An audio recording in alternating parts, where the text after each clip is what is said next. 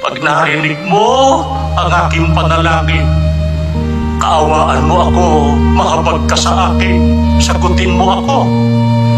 Lalo kung ako nananalangin ni isang ama, masabi niya sa Diyos, turuan mo ako kung anong nais mong gawin ko.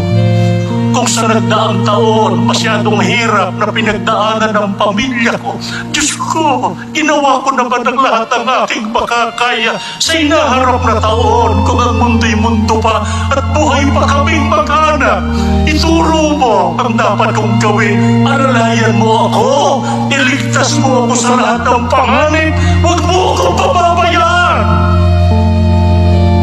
Ibigay mo ang para sa amin. Kung ang nananalangin ay isang ina, masabi niya rin sa Diyos, alalayan mo ako, turuan mo ako, magawa ko, sagutin ko sa iyo at sa aking mag-aama. Saka nyo hilingin sa Diyos ang iba pang pansariling kailangan nyo.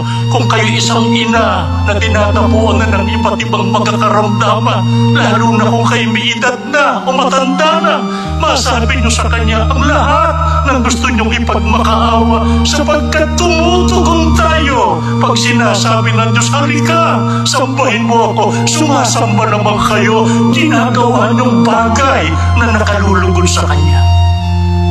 At kung ang nananalangin na isang anak, masabi niya sa Diyos, bahala ka na po sa akin. Bahala ka na sa aming magkakapatid. Bahala ka na sa aming magiging kapalaran. Kung ito na huling taon na buo ang pamilya namin, Ama, bahala ka na. Ingatan mo lang kami. Alalayan mo kami araw-araw. Ipinapangako namin sa iyo, kahit ano mangyari, itatawid namin ang aming paglilingkod sa iyo. Tataguyod namin ang paglilingkod na ito. Maririnig mo kami na umaawit ng pagpaparangal sa iyo. Makikita mo kami na nagsisikap na makatupad. Sasamba kami sa iyo, anuman ang aming pagdaanan pa. Nagkakaisa pa tayo, mga kapatid, sa harap ng Diyos.